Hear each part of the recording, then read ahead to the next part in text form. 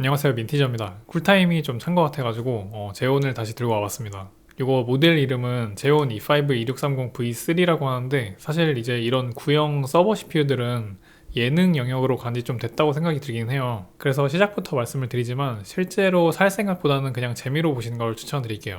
하지만 그런데도 세상에 100원도 안 하는 CPU가 있나 싶죠. 근데 사실 항상 이 가격은 아니고, 지금은 알리익스프레스 셀러 한두 군데가 좀 할인을 하고 있어가지고 요 가격이긴 한데, 할인 안 하는 셀러 중에서는 3.7달러 정도가 제일 싼 것 같더라고요. 그래도 이 정도면 5,000원 정도밖에 안 하는 거죠. 뭐 구형 CPU들이 다들 가격이 떨어지는 건 당연한 일이긴 한데, 얘네들은 일반 소비자 수요가 없으니까 특히 더 나락을 가고 있어요. 참고로 이게 14년도 3분기에 출시된 서버용 CPU인데, 요거 출시 가격은 667달러였거든요. 엄청 비쌌죠. 그래서 비슷한 시기에 출시된 데스크톱 CPU를 제가 좀 찾아봤는데, 근데 아니 이게 아직도 6만원씩이나 하나? 이게 중고 i7 4790이 다나와에서 요 가격에 올라와 있더라고요. 와, 이거를 사는 사람들이 아직도 있나? 근데 오늘 얘기하는 E5 2630V3가 거의 이거랑 비슷한 시기에 서버용으로 출시된 그런 CPU거든요. 그런데 얘는 CPU 사양이 데스크톱용이랑은 또 완전 달라가지고 8코어 16스레드인데 L3 캐시도 20MB가 달려 있습니다. 그런데도 가격은 뭐 지금 비싸봐야 한 5,000원 정도 하는 거죠. 그래도 다시 말씀드리지만 이런 거는 재미로 유튜브에서나 만나시는 걸 추천드릴게요. 요거 말고도 구형 서버 CPU들 가격들이 전체적으로 싹 다 떨어졌어요. 그러면 이게 왜 이렇게 가격이 나락을 갔냐? 지금 바로 뭐 구매각 아니냐 이렇게 생각하실 수도 있는데, 조합해서 쓸 메인보드가 없어요. 이게 컴퓨터라는 게 그렇잖아요. CPU 하나만 가지고 만들 수 있는 게 아니고 그거를 끼울 메인보드가 있어야 되는데 그게 없어요. 그러니까 뭐 가격이 나락을 가는 거죠. 근데 역시 없는 게 없는 그 나라 있잖아요. 한 5년 전부터 중국에서 이런 서버용 CPU를 장착할 수 있는 일반 사용자용 메인보드를 만들어내기 시작합니다. 제가 알기로는 이게 정식 칩셋으로 라이선스를 받아가지고 제조하는 건 아닐 거예요. 왜냐면은 원래 같은 세대 CPU에 맞는 이렇게 메인보드 칩셋이 항상 같이 출시가 되잖아요. 그런데 중국에서 만든 보드들 칩셋을 보면은 이게 맞는 칩셋이 아닌 거를 갖다가 개조를 해가지고 서버 CPU를 지원하게 만들어 버렸어요. 야, 대단합니다. 이거를 기술력이라고 불러야 되나? 그래서 예전에 보면은 중국에서 7, 8, 9세대 코어 프로세서를 싹 다 지원하는 메인보드도 막 만들고 그랬었어요. 그래서 이것도 그거랑 비슷하게 했을 것 같은데, 아무튼 그렇게 거의 뭐 사이보그 수준으로 개조된 메인보드들이 중국 시장에 나오기 시작을 하니까 이제 시장에 나온 서버 CPU들을 거기다가 쓸 수 있게 된 거죠. 이러니까 아무래도 좀 싼 가격이 중요한 그런 시장에서는 충분히 어필이 되잖아요. 그래서 그런지 뭐 중국 말고도 러시아나 아니면 중앙아시아 뭐 이런 러시아어권 쪽에서도 꽤 수요가 있는 것 같더라고요. 그래서 유튜브에 2011V3라고 검색을 해보면은 러시아어로 된 영상들이 엄청 많이 나와요. 참고로 2011V3가 요 서버 CPU용 소켓 규격이에요. 그래서 이런 서버 CPU가 풀리는 것 때문에 막 인텔의 데스크톱 CPU 매출 성장이 좀 영향을 받았다는 얘기도 있었습니다. 근데 뭐 아무리 가격이 싸도 성능이 폐기물 같으면 의미가 없겠죠.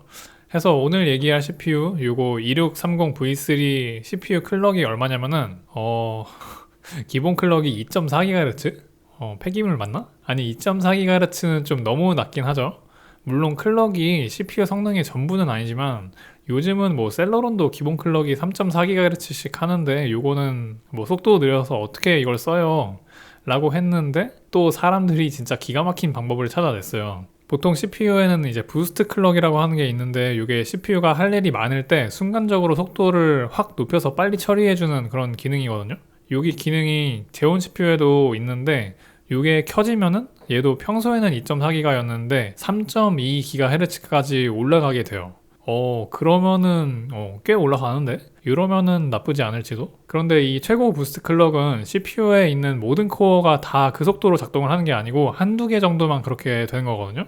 그런데 사람들이 바이오스 설정을 뚝딱뚝딱 바꿔가지고 모든 코어가 그렇게 최고 부스트 클럭으로 작동하도록 만들었어요.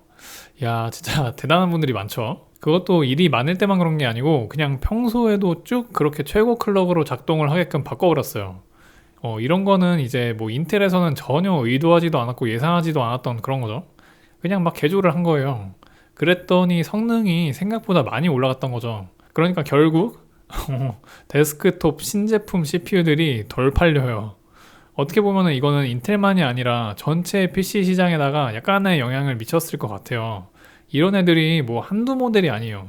이 서버용 CPU가 거의 지금 뭐 한 30종류 이상이 알리익스프레스에서 팔리고 있거든요. 아니 무슨 최신 CPU보다도 라인업이 촘촘해 이거.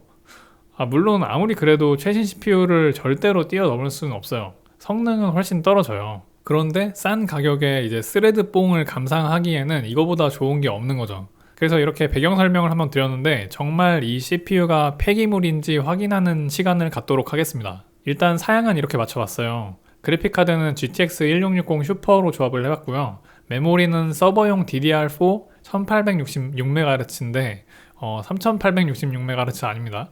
2866MHz도 아니고요. 1866MHz예요.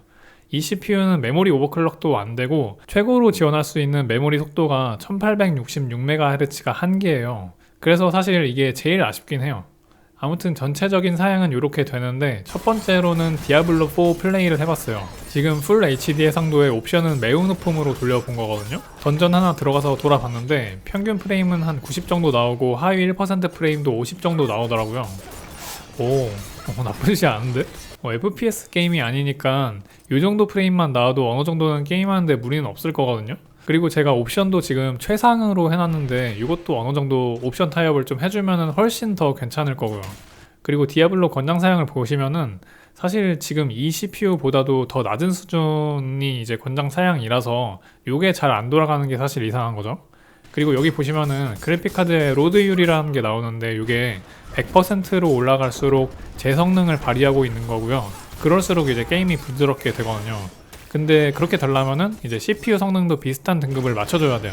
보통 97% 이상으로 쭉 나오면은 어느 정도 이제 CPU랑 그래픽카드 등급이 잘 매칭이 됐다라고 생각을 하면 되는데 지금은 거의 대부분의 상황에서는 96, 97로 이제 로드율이 잘 나오고 있는데 아주 가끔씩 92%, 뭐 88% 이렇게 떨어지는 순간들이 나오더라고요.